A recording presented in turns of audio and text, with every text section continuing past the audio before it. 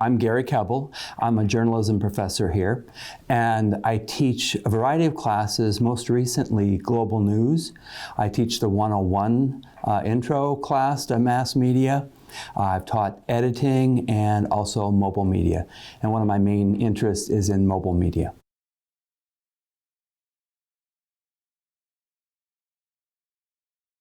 I get most of my news from the New York Times and the Washington Post and the local papers, Lincoln and Omaha. And then I like to go to online news sites like Atlantic, Huffington Post, for Slate, for additional takes or perspectives.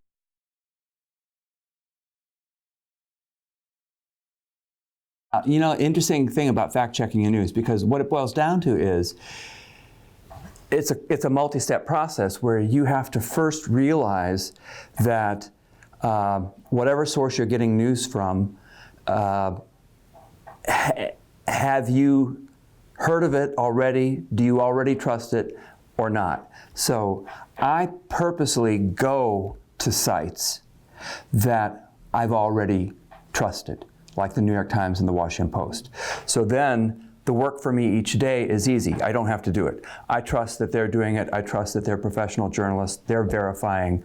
And I believe that what they're presenting me is the best, most honest information that they have.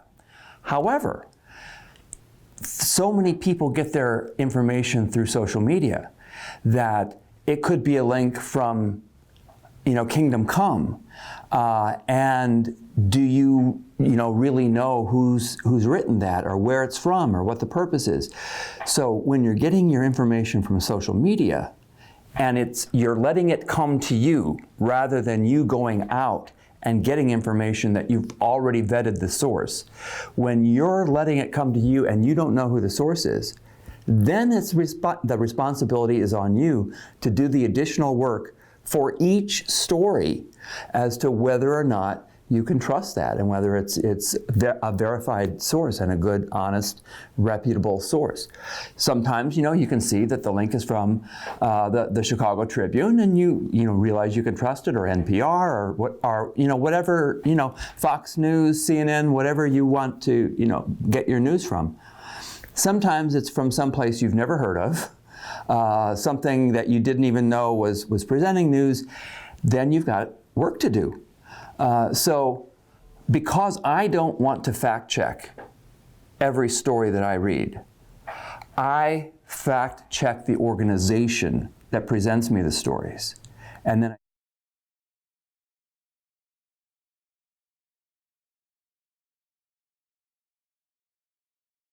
fake news used to be news that was false. Maybe it's false because it was made up, somebody was making a joke, somebody purposely wanted to fool or trick someone. But fake news meant, like anything else, it was fake. It was not real.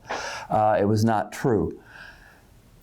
In the current political situation, the term fake news is typically used to mean news I don't like, news that I don't agree with, news that puts me in a bad light. Therefore, because I really don't know how to attack the sources or the verification or the reporting, I'm just attacking the whole messenger and saying that this news is fake. Well, fake is a word that when anybody hears it, they probably have their first connotation. It's not real. It's not true.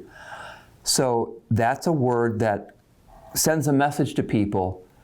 You shouldn't trust this because it's fake. It's not real. The person telling us not to trust it wants us to not trust it because it's true, and he doesn't like it. And instead, he's using code words that cause us to think it's totally false or made up.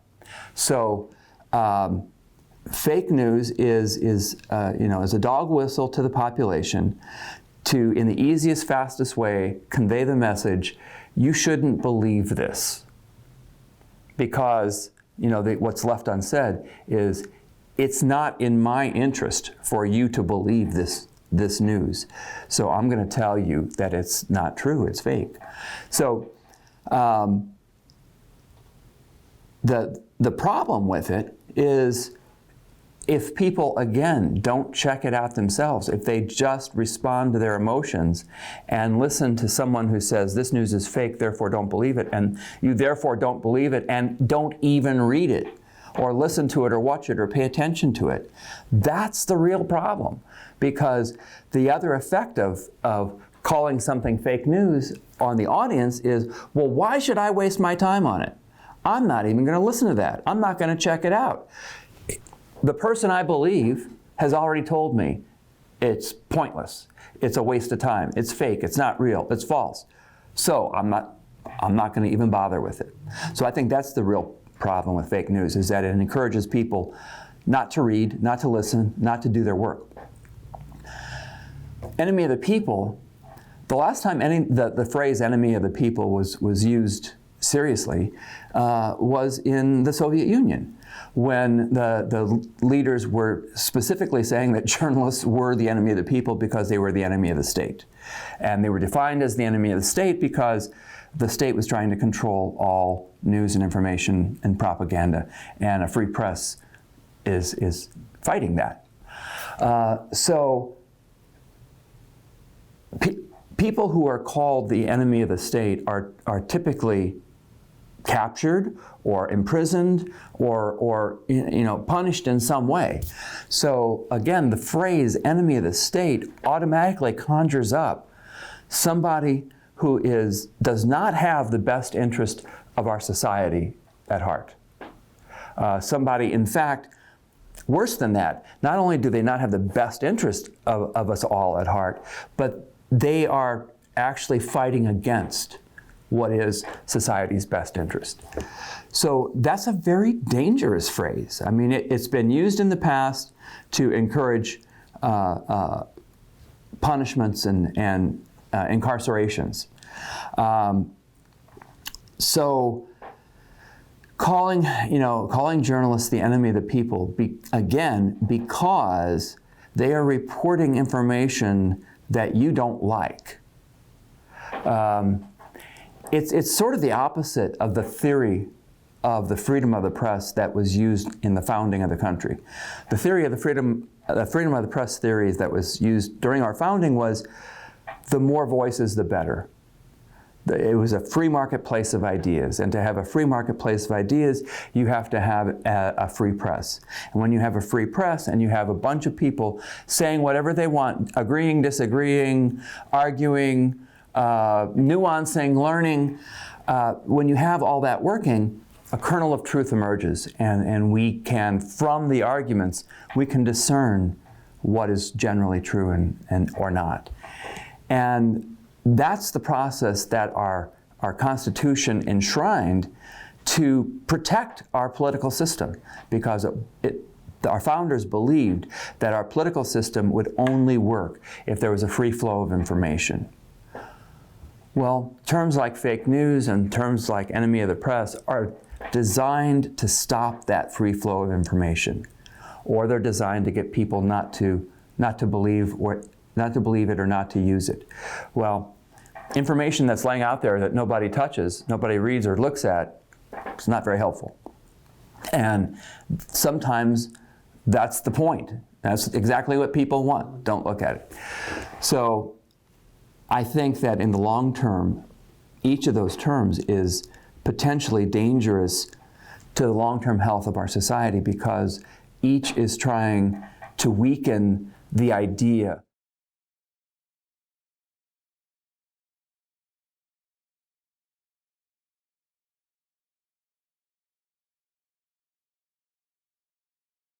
Because anybody can publish anything at any time in social media, there is a lot of fake, false, bad, misleading, vile information out there.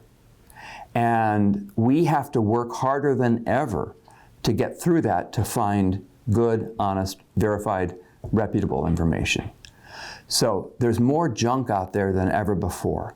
And there's more work to do to get through it. Again, if you're getting your news from social media, then you have to verify the news individually. It's, I think, going to prove eventually much easier for everybody if they have their sources and they can get their information from those sources pushed to them, but they know the sources. I mean, I think that we're going to eventually realize that social media is giving us so much junk that it requires us to work so hard to get through that and find out what's true and what's not, that we're going to want shortcuts. And I think the shortcuts are, as I said before, finding the organizations that you already trust so you don't have to verify every one of their stories.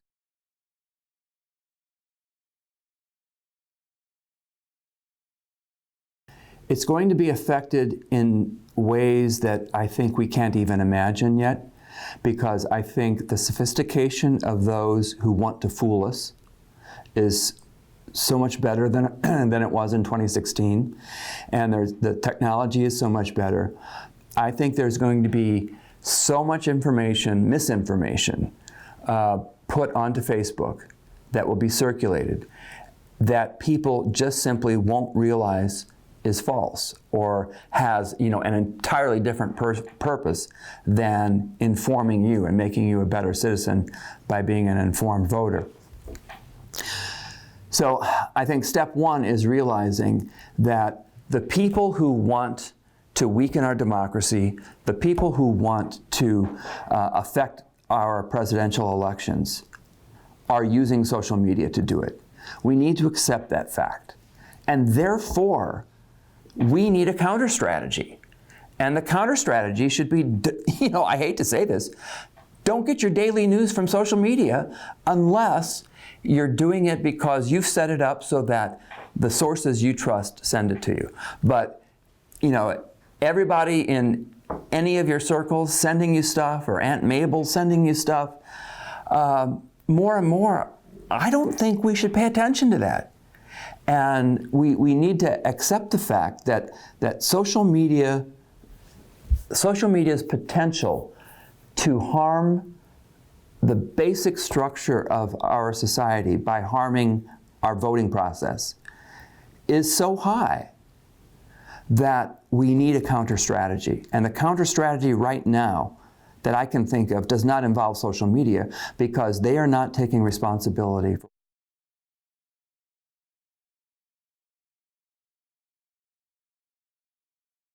Well, first of all, a bunch of values come into play here, because politicians have rights of free speech also, and people who can contribute to political campaigns, the Supreme Court says they have free speech rights. So you don't want to restrict a politician's free speech right in the most important area where that politician is trying to exercise free speech, which is getting elected. At the same time, you can't have absolute lies run amok with the sophistication that keeps us from even determining that they're lies. The sophistication and the technology is so good, we're not going to know when we're always fooled. We're not going to be able to tell that we're being fooled all the time. So, yeah, there needs to be some sort of golden mean. And I think that golden mean is the model that we have with news organizations, that to the best of their ability, they vet information and give the truth as they can find it and discover it. The problem with Facebook is that it is vehemently fighting being lumped under the model of news organizations, which are editors, which edit the information that they present to the reader. Because if you edit the information, you're responsible for it. And Facebook does not want to be responsible for, and therefore does not want to be sued for libel, as a news organization could. So that's why they're not editing this. They want to say, we're the phone company. we're just, we're giving you a tool, and we're not going to interrupt your free speech or trample on your free speech. We're just letting you speak. And you can use the phone to plan a bank robbery. You can use the phone to tell grandma you're coming over to visit. That's up to you. We're not going to get involved in this, and by us not getting involved, the law says we're not responsible for the content. So the laws that govern internet communication are woefully out of date, and they're not able to handle the troll farms and factories that have loaded social media with false information. Our laws, and they were passed in like 1996, are terribly out of date. They can't handle it. They need to be revised. And we need to rethink the idea that we can allow something as powerful as Facebook to have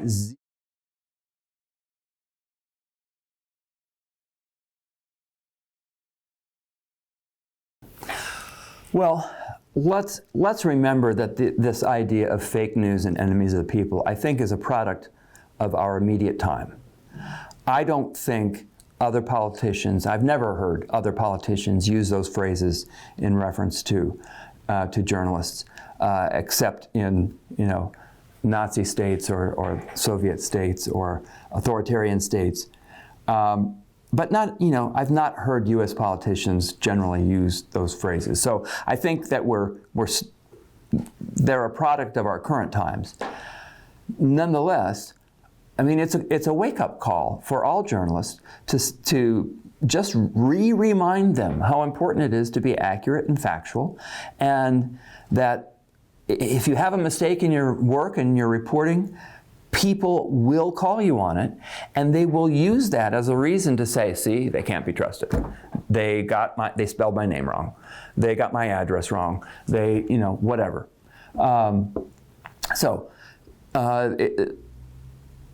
The accusations about fake news, I think, have alerted us all to be even more careful about the work that we do. And then, basically, I still believe in this idea that in a free marketplace of ideas, truth comes out. So what we have to do is be accurate and truthful and show people that the information we're giving them helps them improve their lives. It's true and it's beneficial, and it helps them improve their lives. And if people are using that information to improve their lives, eventually they'll realize that the source of that information is indeed generally truthful. It all boils down with doing the best job you can, following the fundamentals, doing a good reporting job, a careful editing job, and giving it to the people, and then getting feedback, and being transparent. Transparency, I think, is going to cure more of the... transparency is going to be more of a defense than I think we realize. I think transparency will let people see, okay, we are being as honest and upfront as we possibly can as human beings. This is what we did, this is how we did it. And you can say, we could have done more, should have done more, great, let's talk about that. But you can see exactly what we did. It's not a mystery, it's not behind the green curtain. So let's start with that premise that we're giving you all the information we can.